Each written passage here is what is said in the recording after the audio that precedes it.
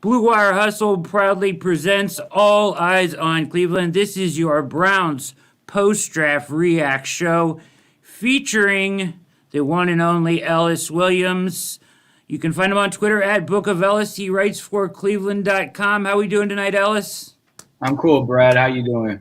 I'm doing excellent. Excited after the draft. I know it was busy weekends for us both, and lots of fun though. But we're gonna break it all down here, kind of react to everything tonight for everybody. UDFA's are getting signed. Browns did a nice job there. We'll hit on that, and then we're gonna take a look around the AFC North and see how the other teams did as far as drafts go tonight as well. But right off the top, let's start with this. Greg Newsome, the Browns land. I was pretty clear about how I felt about the Browns draft, that they needed to get a cornerback of significance. That was their only need, and they were able to go out and get that corner in Greg Newsome. What were your thoughts on the first pick at 26 overall with Newsome? I was pleasantly surprised Greg Newsome was still available at 26, but when you go back and look at the first round, that's a product of probably Alex Leatherwood going and two running backs ahead of the number 26 spot. So if you look at mocks and kind of play this out yourself, you don't really expect that. Maybe one running back. You definitely didn't think Leatherwood would go there to the Raiders. And then before you know it, the Browns don't have to do anything like trading back or anything to get a guy who, as we're looking at this tape, is a real instinctual zone cover corner, really sharp, smart young man. I love what he does in zone coverage. He's got some ability to play man with his length. He gets into receivers as we're seeing the tape. He knows how to find the catch point, and he uses that length to not draw penalty, but to disrupt balls and catching ability of outside receivers. He's going to play primarily in the slot, outside, all outside. I don't expect him to be in the slot at all. And this is a young man. As we look at his tape again, I notice how skinny he is. Now, if you go look at his pro day or even his Instagram account, I'm telling you guys, he's put on some real mass, some real muscle. And that is honestly what's impressed me the most. I like his lean figure tape from the fall and then progressing that into the size and the athlete he looks like now. I think this is a sharp, stout pick, and the Browns were probably surprised to see him there at 26, but he's going to fit right in here in Cleveland. Yeah, he's listed at 6'1", 190, but he looks like he has an NFL body already when you look at him now. And he's got the build for it. He was the last one kind of in that tier of corners, that top tier of corners. If you look at like the top four, right? Yeah. But he probably has the best feet, I think, out of all of them. Really can put his foot in the ground, drive on the ball. He's smart. I think his football IQ is really high, and he has that moxie that you need as a corner. As you heard him say, he thought he should have been the number one pick in the draft. Yeah, I thought he was a real cool, calm, collected, and confident young man. Like he was talking about wanting to cover Julio Jones and Larry Fitzgerald, but not in disrespectful ways. In ways like, I want to go toe to toe with the OGs, with the GOATs. And for a guy to say that and then understand he's going to be lining up against Odell Beckham Jr. and Jarvis Landry come training camp, I think he's excited and both humble to the opportunity, but confident with how he'll perform. You see him come up a couple times here and play the run really well on the tape right now too, and that's something that Greedy was kind of a knock on Greedy.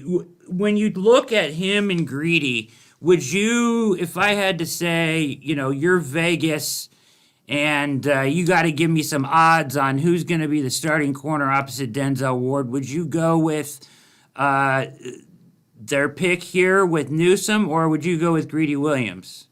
I would make Greg Newsome the slim favorite.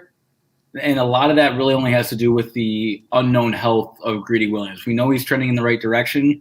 Mary Kay Cabot, my colleague at Cleveland.com, reported probably a month or two ago that he was around 70%. And that's great. And again, he's progressing in the right direction. But if training camp comes in that 70s, only at 85 or so, and we're talking about 100% Greg Newsome, then that's going to give him a solid edge.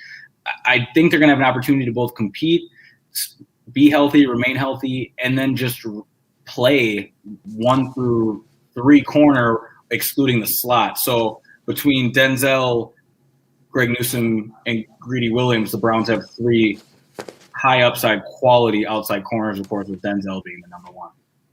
Yeah, of course. I would do the same. I would put Newsome as the odds-on favorite, probably to win the job. In that, we know he's going to be healthy, right? Or at least coming into camp, we suspect that he should probably be healthy. It's an unknown with Greedy, as you said. But also, Greedy wasn't this regime's pick, right, necessarily. I know Barry was around, I think, right? Maybe when they took him.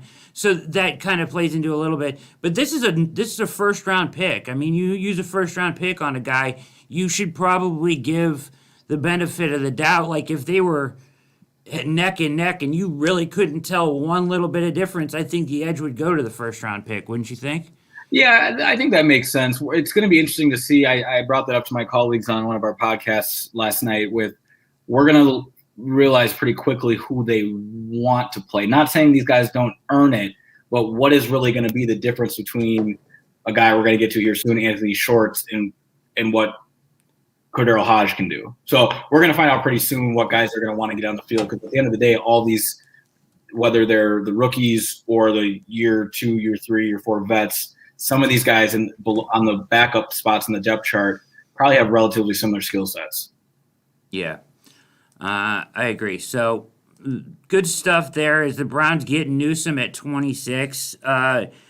They go to the second round here, right? And, we were going into day 2 like, okay, Owosu Koromoa fell out of the first round, but he's got to be off the board right away, is what I was thinking. Yeah. There's no way he's going to be there for the Browns. I didn't even mention it in the podcast the night before when we were reacting to 26 of guys that they, would really like. And I actually talked to Charlie Campbell that morning, and I had sent him a T-shirt from the show from coming on from Walter Football. And I was like, Charlie, you got your T-shirt. It said it arrived. He's like, oh, yeah, I got it. I wore it on the podcast. I was like, give me some inside info on the Browns, day 2. He's like, I don't have any inside info. I just know they love JOK. Yeah. That's all he said. And ends up he falls. Why the fall, you think? As I'll get his tape up here. But why the fall so far into the second round, in your opinion?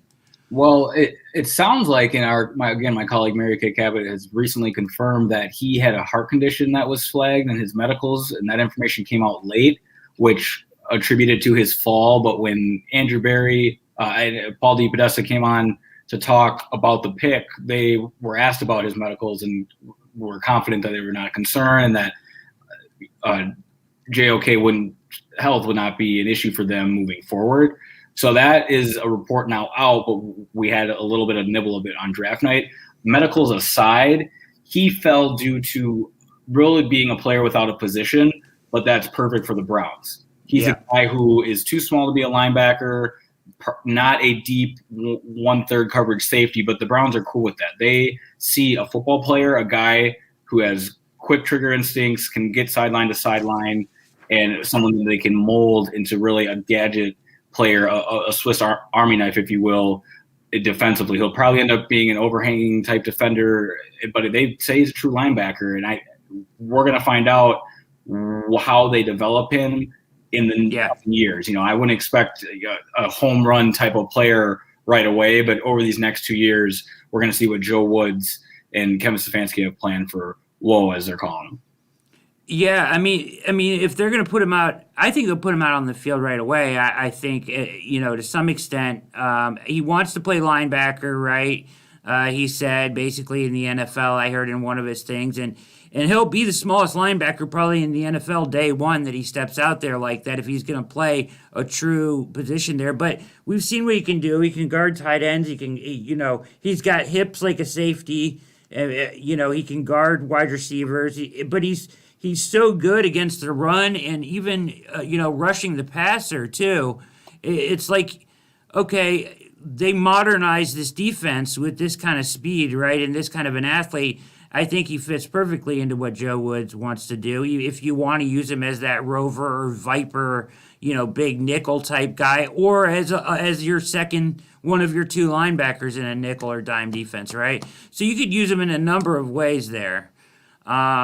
Who, in your opinion, you think we'll see him more in a traditional linebacker position, or do you think they'll I would hate to see one of those three safeties lose playing time because they want to put him in that rover role or whatever. Right. And I think I said Woo. I meant Woo. Their nickname Woo. I think they're gonna start him at linebacker. And I know the name's hard to pronounce as it is, so we're trying to get these nicknames down, right? Yeah.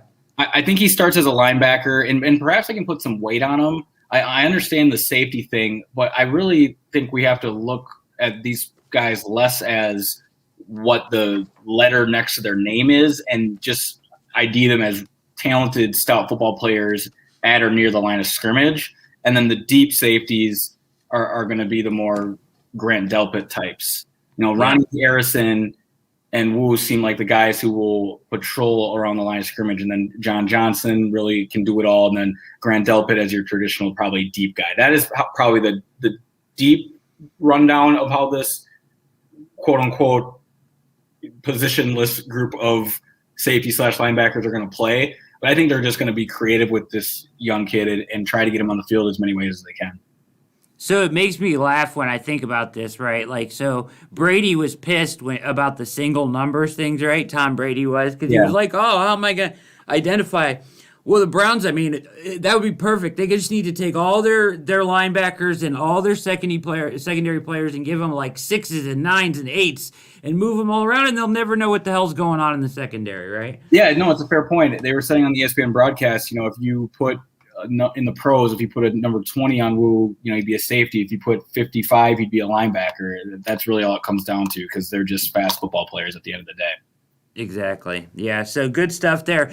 Here's a question. So say they come out in their base, right? The regular 4-3 base. I'm going to put you on the spot again. I got to do it. Yep. In their 4-3 base, with Walker at middle linebacker and Phillips and JOK on the left and the right of them, right? Yep. In their base. And then they go to their dime or their nickel or whatever. Which linebacker comes off the field first there? That's a tough one. I would probably say the guy who definitely doesn't come off is Anthony Walker. I think he's one of the fastest linebackers in the league, and he's going to step into that B.J. Goodson role, who played a career-high snaps for the Browns this past year. And now we're going down to Jacob Phillips, who is going to be a second-year guy and still has a lot to prove, and a rookie I haven't seen step on an NFL turf yet. So that's a tough one to say. Not really fair. My gut leans with experience, but until these guys are at least a week or two into training camp, I really can't answer that. Yeah, I apologize. That one wasn't really fair. I got to put you on the spot while I got you here. You know what I mean? So it's that's what everybody's wondering, though, right? So yeah, we'll find out soon. We'll find out soon, and it's a good problem to have. It is. It's a very good problem to have. I think they have high expectations for Jacob Phillips. I think of all the guys that, maybe were put on notice in that linebacker room by taking him and Fields. I think Phillips was the least of those.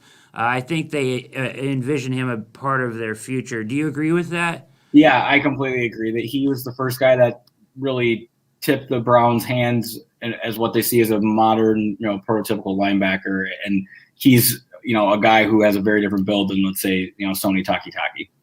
Exactly, yeah. All right, so then we get into wide receiver zone, and wide receiver was kind of a point of emphasis coming into this draft for people that looking down the road, your succession plan for the Browns, right?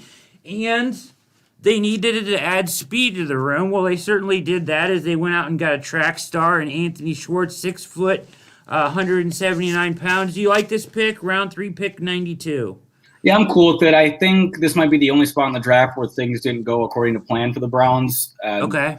I believe it was the Packers grabbed a receiver, Rodgers, a little bit ahead of them, and then Nico Collins went off the board, a receiver from Michigan. The Browns grabbed Schwartz, and then 5 picks after that, I believe the Patriots grabbed edge rusher, defensive end Ronnie Perkins. Now, if Ronnie turns out to be a pretty nice player, a guy I liked coming into this draft process, being developed now in New England, which you like if you're in Ronnie Perkins' camp, this might be the spot where you think, okay, maybe the Browns reached a little bit with 2 receivers coming off the board, knowing they needed a guy, and Anthony wasn't going to get back to them in the following round. But I will say this about Anthony Schwartz. He's going to play a really specific role in Kevin Stefanski's offense. I view him as the fusion or exact blend of what a football player would look like if you took Cordero Hodge and merged him with JoJo Natson. that's Anthony Schwartz. And that's going to really intrigue Kevin Stefanski because as soon as Odell Beckham Jr. went down and then parlaying that with Nats' injury, the Browns lost all ability to stretch teams vertically and horizontally.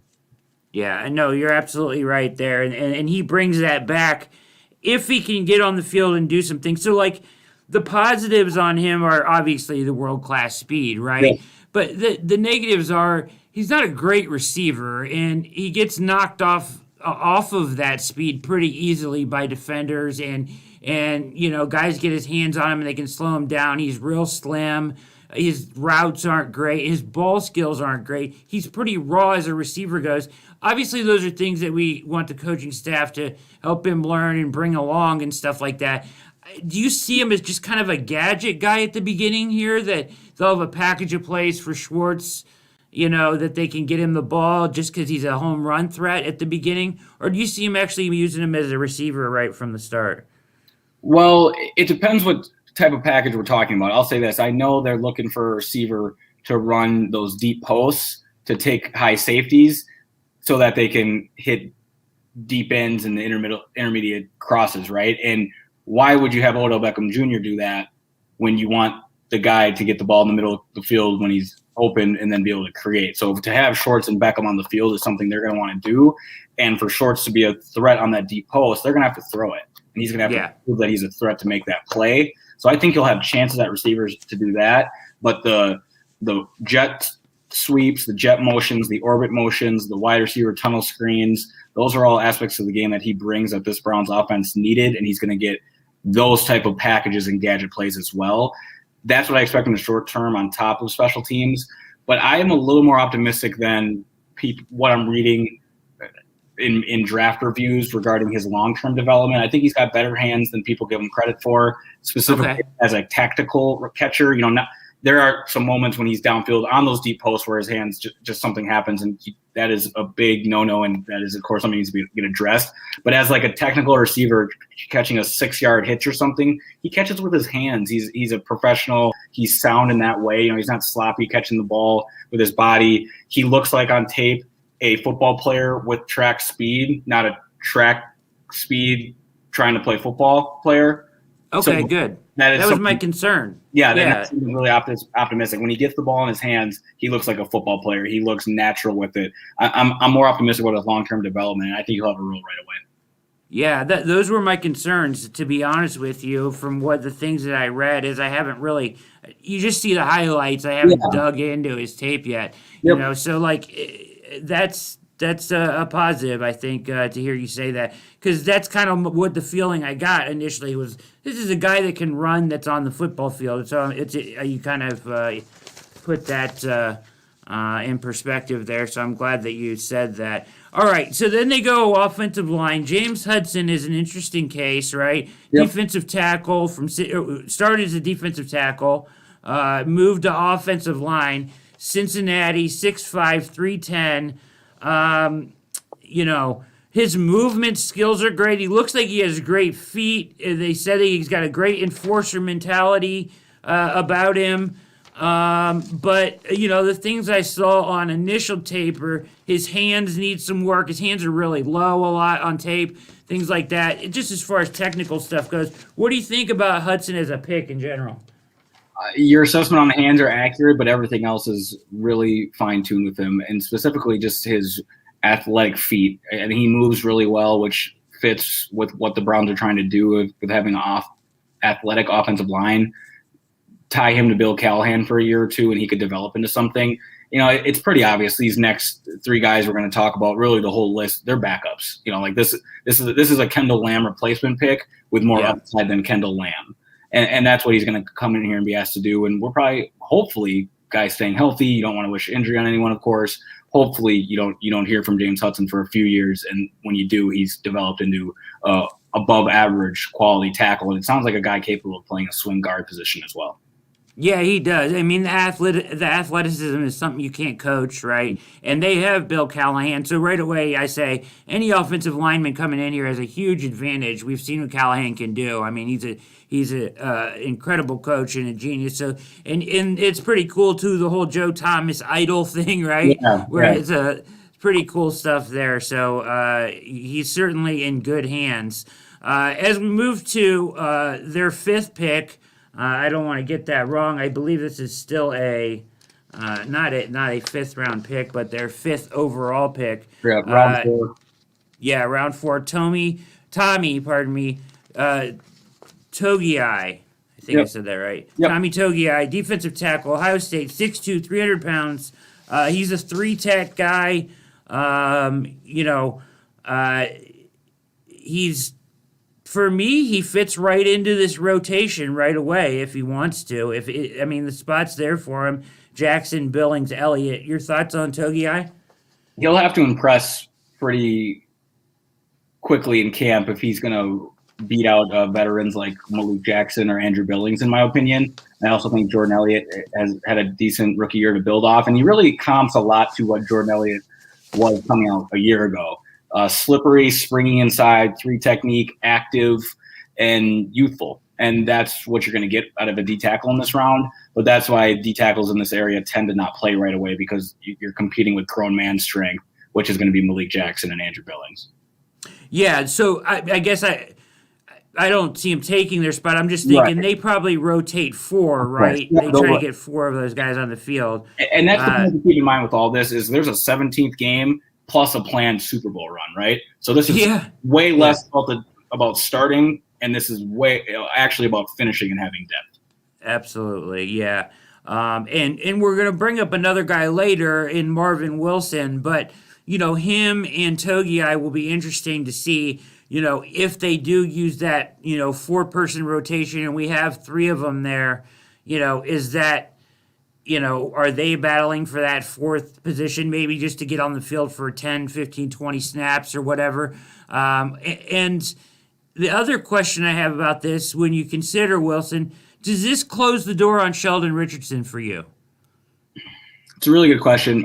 It doesn't. I think that money was the deciding factor with Sheldon, not production or skill or anything like that. Yeah. Meaning Sheldon is better than would be the best D tackle on the roster if he walked into Berea tomorrow.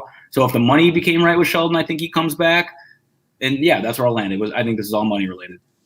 Yeah, I agree. I still kind of am hanging on to some hope that maybe he would, agree to a lesser rate and come back in, because just leadership-wise, I feel like he was a big part of that culture in that side of the ball.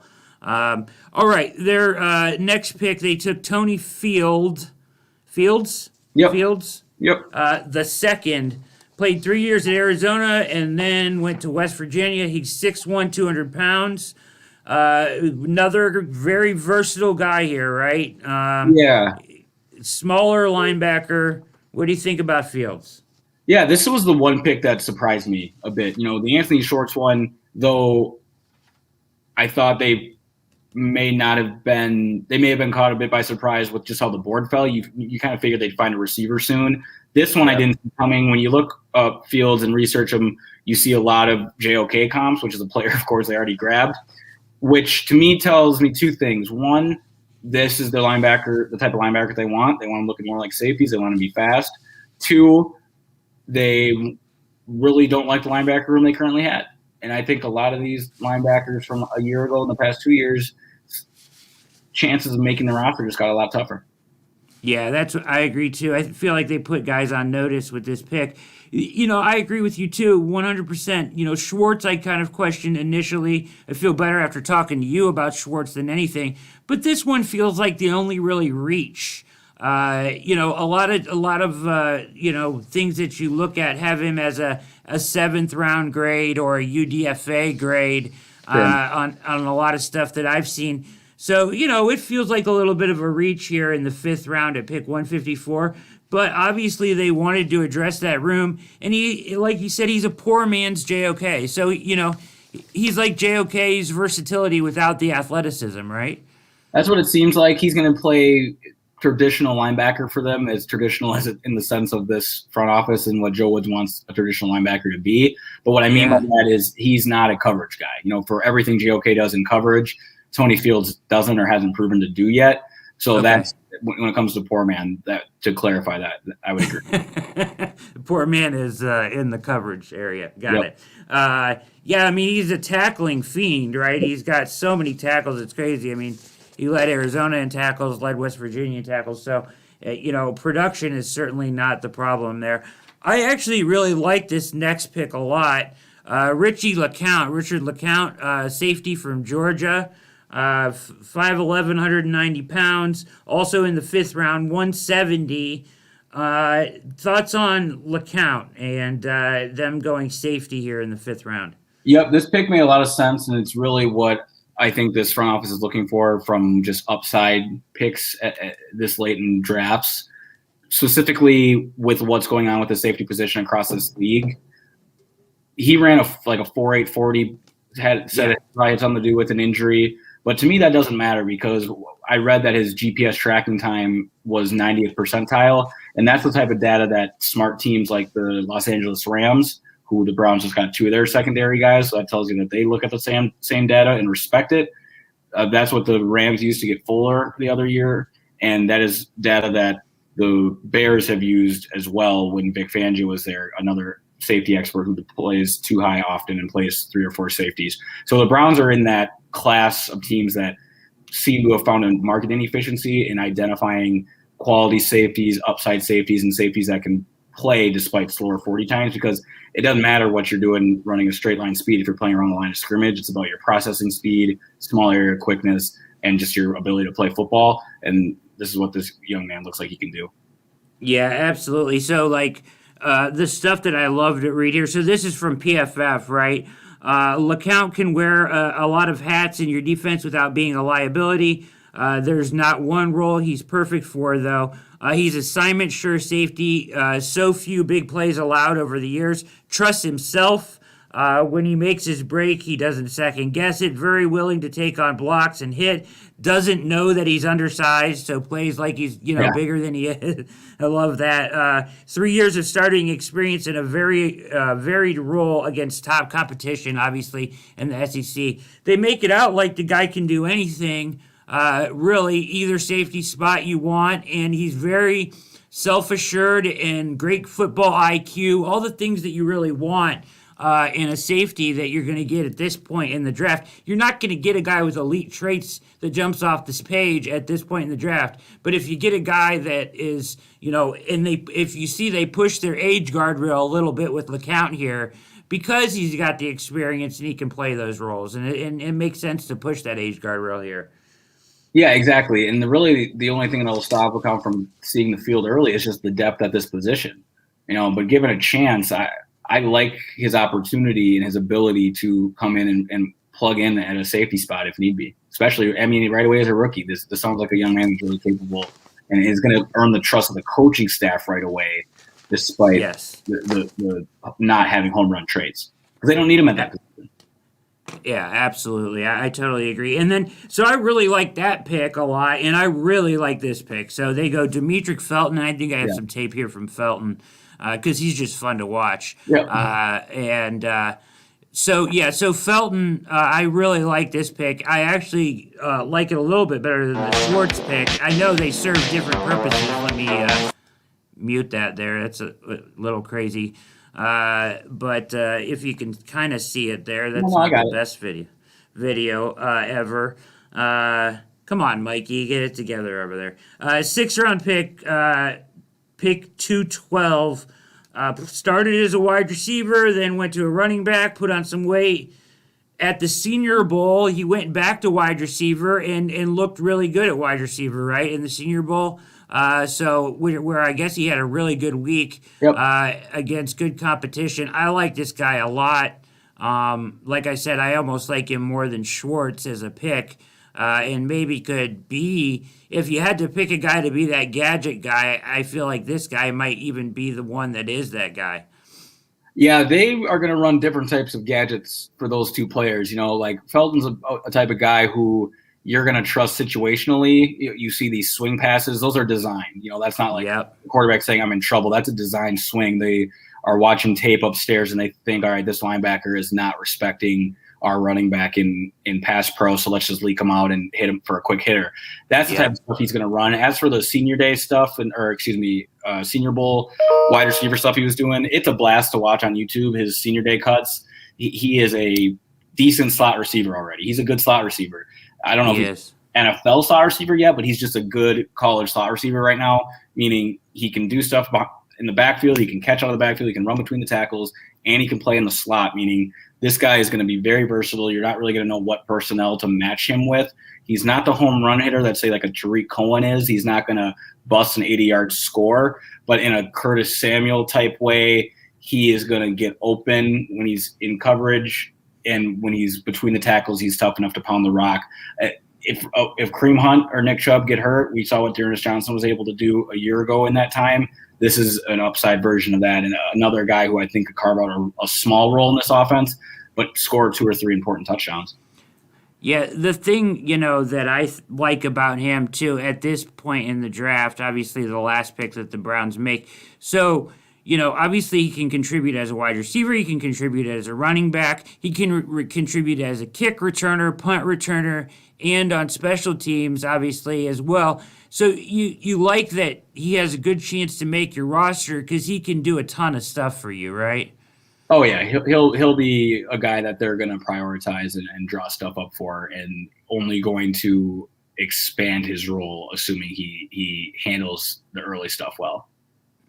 He's so much fun to watch. I like in the hole here, he gets sideways all the time, and he's getting through little holes here. And then you'll see a play coming up here where you were talking about him out of the slot, but he runs a slant from the slot here in a minute. I think it might be the next one against USC, and he beats him. Maybe it's not against USC, but either way, you see all these swing routes, and he just beats everybody in the open field. He's tremendous. Yeah, he's just a guy who does really well in space and a sound finisher. And again, he's going to be really hard to keep track of out there when they roll either 11 purse or 21 purse. You're not going to know how to ID him as either a running back or a receiver. Yeah, and he doesn't come down easily either. It's not like he's too skinny or anything. Exactly. It's the speed and the athleticism. He doesn't get tackled easily. He stays on his feet. His balance is incredible. You'll see like right here. Yep. Yeah, so, I mean, I'm waiting to see this slant that he runs here where he gets up, and this might be it right here. Little angle route from the backfield. Little angle route out of the backfield, not so much a slant, but still, you see there that he's always putting his foot in the ground and going one direction to the other and beating people up the field, not going down easily. So I really like this pick a lot, and he's fun to watch. So he'll be a fun weapon to add to Stefanski's arsenal for sure. And let's see if Mikey can. We'll let it run out here and watch him a little bit more. They played. What was UCLA's record this year? Do you know if they were any good? Oh, I think they had a better year than usually. They've had a few down years here in a row. I'm not a huge college football guy with covering the NFL, but me neither, brother. Yeah. I used to be, but once you start focusing on the NFL, it's like all consuming. Draft season is when I start to get into college football, right? Exactly. And this is going to run out here in a second as this is against Arizona State, I think. USC again. I mean, that's pretty good between the tackles right there for a little guy. And then there's some of the speed.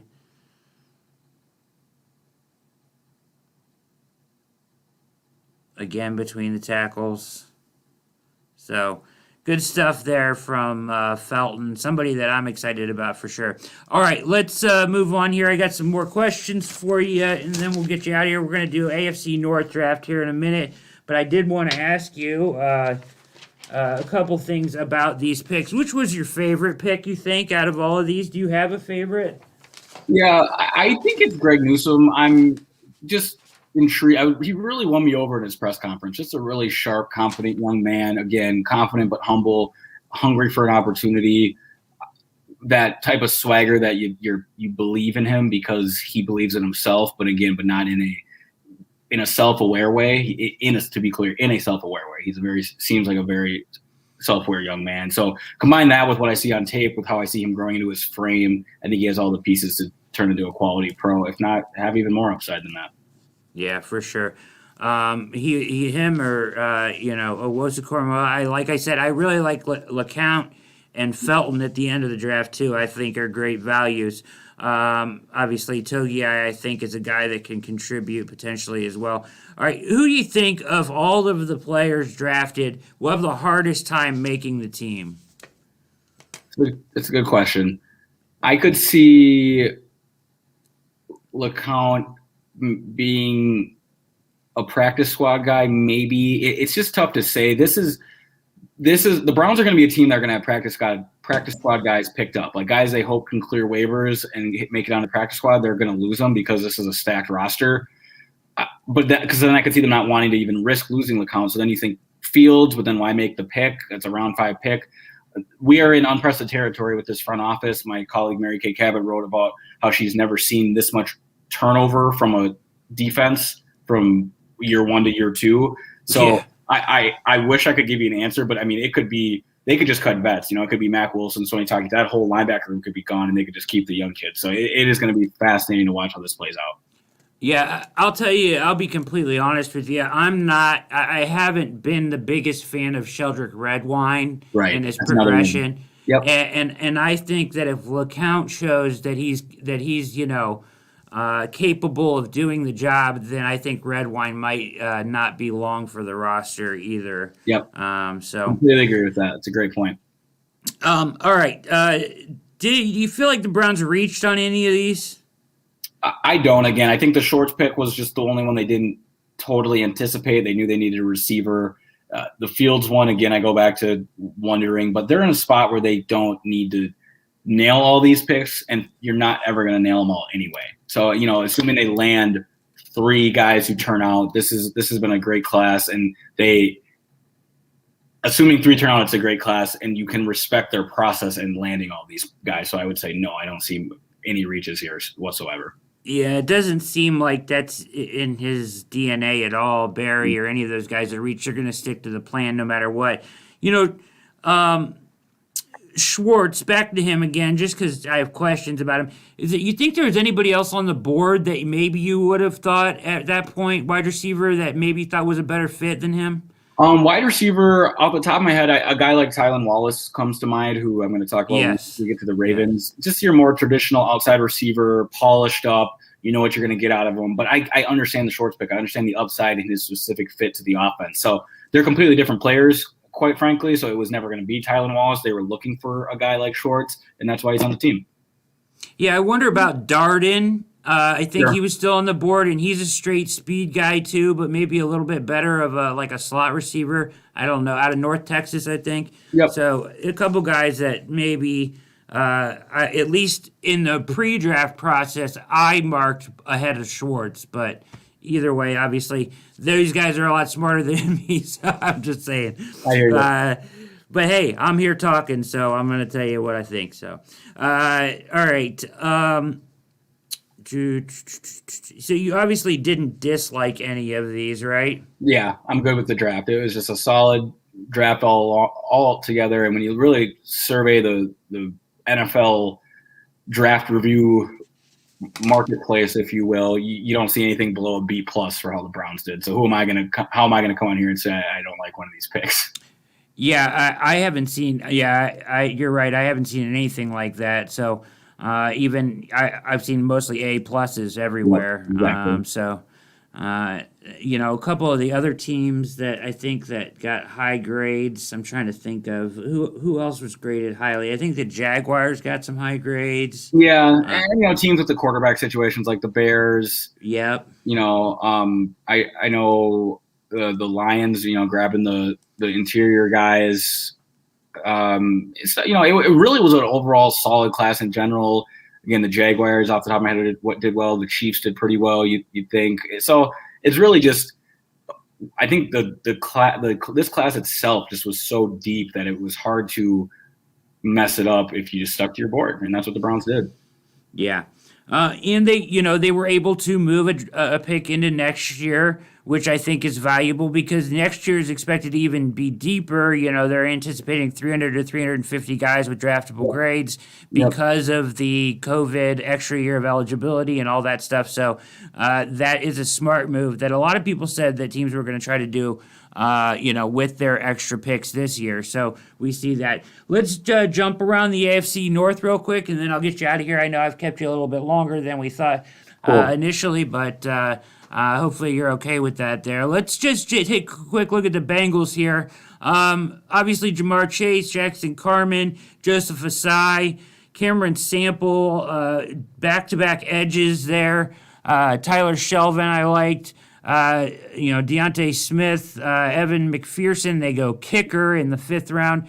Trey Hill, Chris Evans, running back from Michigan, and Wyatt Hubert, defensive end from Kansas State. Thoughts on their draft, and did you think that any place that they, whiffed big time or anything? Well, this is all going to come down to how Jackson Carman pans out. They need to protect Joe Burrow, and if he ends up being that player, then grabbing Jamar Chase was the right move. If Penny Sewell turns out to be, 10, 11-year pro with some all-pros and perhaps a Hall of Fame career, this is going to be an entirely different conversation. I also didn't think Jamar Chase was like the clear and ahead number one. Well, actually, I didn't even have him as my wide receiver one. Interesting. So I just don't agree with, when you're going to pick a receiver that high, he needs to be generational. He needs to be Julio Jones or Calvin Johnson. Jamar Chase. Who'd you have as your number one? Waddle? Devonta Smith. Devontae Smith. Okay. Yep. I think he's the most complete receiver and will be open from week one when he steps on a field. And as he matures, he'll only put on, enough mass for this whole 165 thing to not matter. It doesn't matter now, and it won't matter for the rest of his career. My initial thought, and of course I'm harder on these teams, obviously, in the AFC North, as we probably all are than most people, was they're going to do the dumb thing and take Jamar Chase when the easy, no-brainer pick is right there in front of them with Penei Sewell, right? And if they just take him, then they can protect their quarterback. And this is a deep wide receiver class. It was a deep tackle class too, but as you said, Carman is not a sure thing by any stretch of the imagination. And by my own evaluation, they have good wide receiver core already without Jamar Chase. So I just felt like it was almost like a Bengals type, immature type pick to go with Chase over the sure thing and a generational type player like Sewell. Yeah, and that's going to all reflect back on Zach Taylor. I read that the owner let him make the pick and that Joe Burrow was obviously huge on having his teammate. And that sounds like a young coach being influenced by areas of his office that should not have such say in the overall pick in the NFL draft. I'll leave it at that. Yeah, no, I agree. All right, let's go to a draft that I didn't like at all. I thought this was a bad draft by the Steelers, in my personal opinion. You can tell me if I'm wrong here, but I was not impressed with their picks here. And normally they draft really well, but to go running back tight end with the problems they have on that offense. Kendrick Green's a good player. I like that pick as a mid-round pick. Certainly, I mocked him probably 10 times to the Browns. He might have been in that sweet spot to the Browns there in the middle of the draft for all those mock simulators. But, and then you look down, they get, Roche, which is your third. Some people had him as an edge, so he's like, an outside linebacker. He's like the third edge from Miami in this draft. Trey Norwood, and then they go punter in round 7, and I guess that's the time to get it's like a priority UDFA at pick 254. But what are your thoughts here? Once again, I thought it was a little bit short-sighted to go Harris instead of taking the offensive lineman that was there. I think Vera Tucker or somebody like that was there on the board. That was a no-brainer. That, hey, it doesn't really matter who your running back's going to be. You got to get a better offensive line in front of them. I hear you. I actually do like the Najee Harris pick only because I read something about how the Steelers had not invested anything higher than like a third-round pick on a running back in the past 5-6 years. And that it's a bit of a chicken and the egg thing. Like, does the running game suck because the offensive line is poor or because they don't have a talent back there? They grab the talent, I think they're going to have to commit to him a little more, perhaps play Big Ben under center. And look, you can patchwork your offensive line for a year. It's not a good long-term plan, but going running back, tight end, clearly there is no long-term plan here. This is about getting one more year out of Big Ben, and they'll figure it out in 2022, I guess. Yeah, and I guess I'm cool with that approach by them. Like, go for that, right? Like, I'm just glad we're getting a couple more shots at Ben personally before he's done. All right, and then the Ravens, who always draft well, I thought did a pretty good job again here. They needed a receiver. They go Bateman away. Obviously, a ton of upside. He's the guy that ran the incredible, like a 4.3 or 4.4 40 at the pro days, which you take with a grain of salt at the pro day, right? Yeah. But Ben Cleveland, guard from Georgia. Brandon Stevens, I actually liked a lot in the pre-draft process as a quarterback. Tylan Wallace, there's a guy that we talked about from Oklahoma State, different kind of receiver, but a guy that I think was rated higher than Schwartz on a lot of people's boards. Sean Wade, he's a guy that certainly can play nickel or slot corner at the next level. I don't expect him to play outside at all, but I'm sure that he can fit into their scheme that way. And I don't know much about the next two guys, Hayes from Notre Dame or Mason from Michigan. Thoughts on the Ravens draft here? Yeah, I really like the draft. The only reason I'd say the Browns had a better one, and it's a big reason, but the Browns' second pick was a top 20 player who came at 52, where the Ravens' second player is a top 20 guy who came at 31. But I really liked both the Browns and the Ravens' first two players is my point. And as you slot, they're going to turn away into a really good linebacker outside guy. And it's just what Baltimore does a lot like Pittsburgh. Also what Baltimore does is produce cornerbacks. Between Stevens and Wade, one of those two guys are going to be a problem. Mark my words. Look at the DBs that they deploy the past 2-3 years. One of those two guys are going to turn into a long-term starter, if not a stud. Ben Cleveland looks like a mammoth of a man. I like that pick. They need help in the interior of their line. And then Tylan Wallace, to pair with Bateman, they're finally addressing outside receiver, and I think they did a good job doing that, addressing and identifying two professional outside route runners, Bateman, of course, being the higher upside guy. I really like the draft, and then they'll find a way for Ben Mason, a guy from the Big Ten, a fifth-round fullback, to sneak in the end zone a few times when they're running heavy personnel with Lamar Jackson. Yeah, for sure.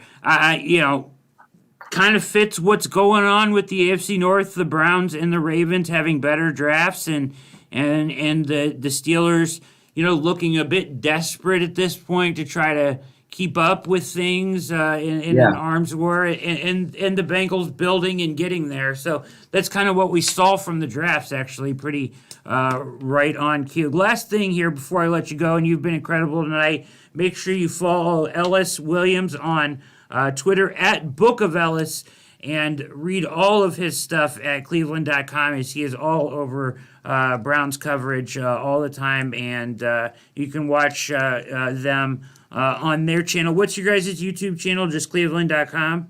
Yep, cleveland.com/Browns. All right, there you go.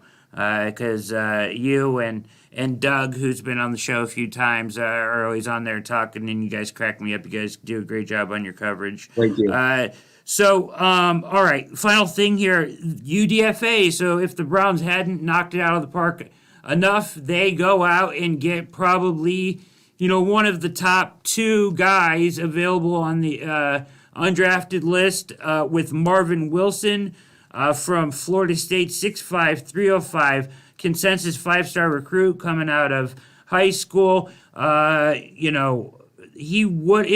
he have left for the draft last offseason, many believe he was a first-round pick or an early day 2 pick.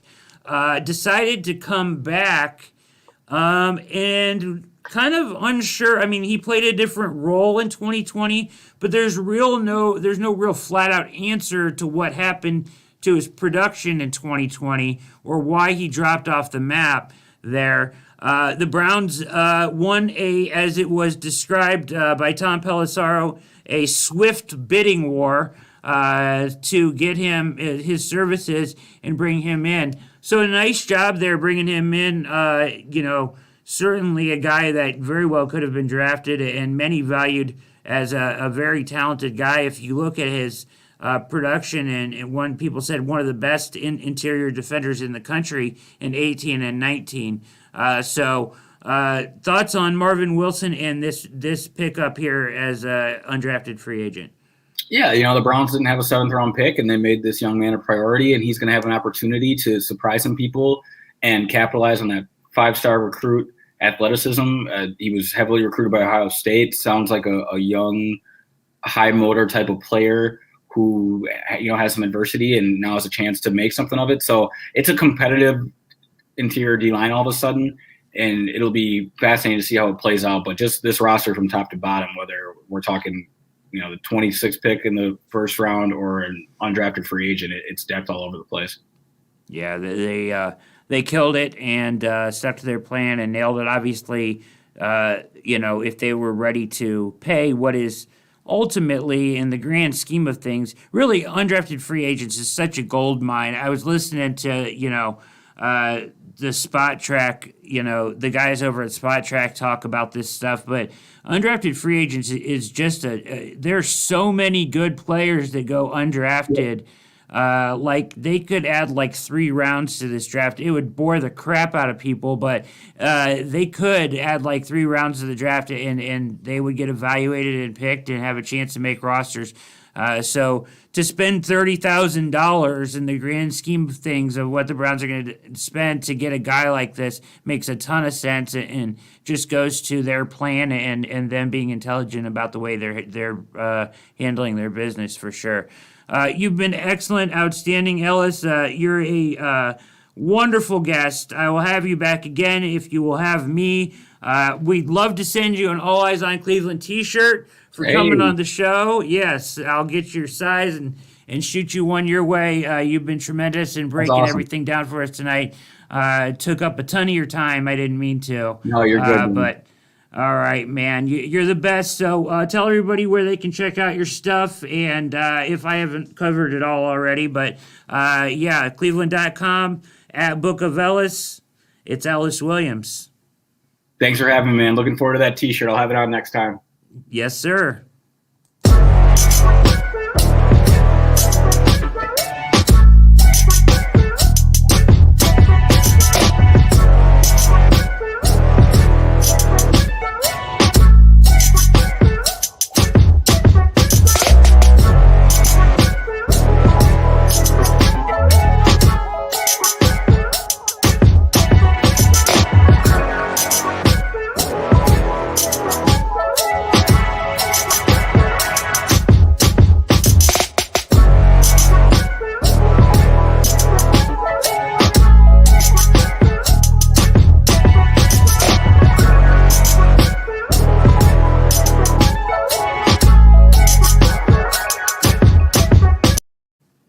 And we're back. That was an interview with Ellis Williams of Cleveland.com. Follow him on Twitter at Book of Ellis. Ellis is awesome.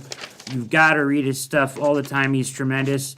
Follow on Twitter and does an incredible job over at Cleveland.com with the rest of them over there. Doug and him are frequent flyers now. Well, that's Ellis's second time here on the show, and I think Doug Maurice has been on the show 3 times. So those guys over at Cleveland.com coming on All Eyes on Cleveland is awesome of them, and we appreciate their time. Certainly, Ellis did a great job tonight. Real quickly, last thing before I let everybody go tonight, there was some news here tonight from the Browns. Not on the UDFA front, which I've been scouring the internet to look for to try to keep that tracker updated and keep everybody updated on Twitter with the UDFA signings.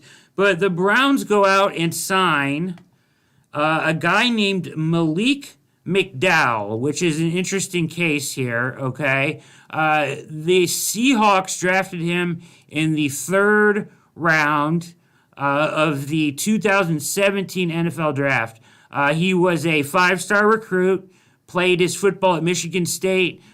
He was all Big Ten in 2016, finished his 3-year college career with 7.5 sacks and 24.5 tackles for loss. He is yet to play a game in the NFL, though. He was involved in an ATV accident prior to his rookie training camp. They placed him on the reserve, did not report list. He eventually did report on August 3rd, 2017, and was placed on the non-football injury list by the Seahawks. He was then arrested later in the year in December on a disorderly conduct charge. The Seahawks waived him in July of 2018 before he ended up back on their injured reserve list. He was eventually released in March of 2019. Now, McDowell has had a number of legal issues since then, or since entering the league. He allegedly fought with two Lathrop Village police officers after getting stopped for suspicion of drunk driving, according to the Detroit News Press. The NFL suspended him for his first two games of the 2019 season as a result of the incident. He also faced charges for concealing stolen property 2 months later when he was stopped with a $74,000 Ford F-150 Raptor pickup that he claimed to have bought off the street. McDowell pleaded guilty to charges of assault, resisting arrest, operating a vehicle while intoxicated, and receiving and concealing stolen property in October of 2019. He was sentenced to 11 months in prison and 3 years probation and had to write 3 essays as a part of his sentence. Strange that is part of the story. Okay, so McDowell was sued by the Seahawks also because he failed to repay his signing bonus. Here is what Andrew Berry said after the signing today sometime, I'm sure. Quote, "We are certainly aware of Malik's past, as we have done extensive homework on him for the last 2 months." Andrew Berry said in a statement released by the team. There you go. He is accountable for his actions and has had to live with the consequences for his decisions earlier in his life. We believe Malik is in a good place personally and medically. He has taken the necessary steps to get on a healthy path and has learned from his experiences. Malik understands the expectations we have of him as he attempts to make our football team. He is committed to taking advantage of the support network in place to become the best version of himself, both on and off the field, and we will support him as he attempts to make his return to football. So an interesting story here is the Browns, all for giving guys second chances like this for sure. He's had some troubles, and, as long as the Browns have done their homework and we fully trust at this point, Andrew Berry and Dee Podesta and those guys certainly get the benefit of the doubt as far as the work that they've done on a guy like this. If they're going to bring him in, they've certainly, I'm sure, made sure he's in a good place and on a road to recovery. And I'm all for giving a guy a second chance to turn around his life. Obviously, messed up the first one. So hopefully he can turn it all around here with the Browns. We all need a second chance sometimes. So let's hope that Malik can turn things around here with the Browns. And he's 6'6", 300 pounds, and was all Big Ten, 5-star. I mean, the guy could be a beast. I mean, he certainly sounds like one. So when you talk about Tommy Togiai, Marvin Wilson, UDFA signed, and now Malik McDowell, those are 3 talented young individuals added to that defensive tackle room. You wonder if the door is actually maybe closing a little bit on Sheldon Richardson's time. I hope not. I hope that they can work something out and bring him back, because as Ellis said, he would immediately be the best tackle in that room should he walk back through those doors in Berea. And obviously a leader and a key to that defense. I would love to see him a part of what they do going forward, but it is certainly interesting the lengths they're going to bring in talented individuals like McDowell, Wilson, and Togiai to that defensive tackle room. That's it here tonight from All Eyes on Cleveland. We'll be back later this week. Just to give you a heads up on the schedule this week, I will be on. I'm on a show tomorrow night. I gotta look at my schedule. I'm on a show tomorrow night. I'll tweet it out as a guest appearance, and then we'll be back Wednesday or Thursday with another show. I have a guest in the works for later this week. Still working out the schedule though. So I hope you enjoyed this one. I certainly did. Ellis is fantastic, and you guys are fantastic. We'll get you up and out of here tonight. And thanks for watching. Make sure you hit the subscribe button on your way out. We're getting close to that 1,000. That's the number right there that we got to get to. So it helps me a ton if you hit that subscribe button on your way out. For Mikey on the ones and twos, this has been another edition of All Eyes on Cleveland. Thank you so much for watching. And with that, we are out.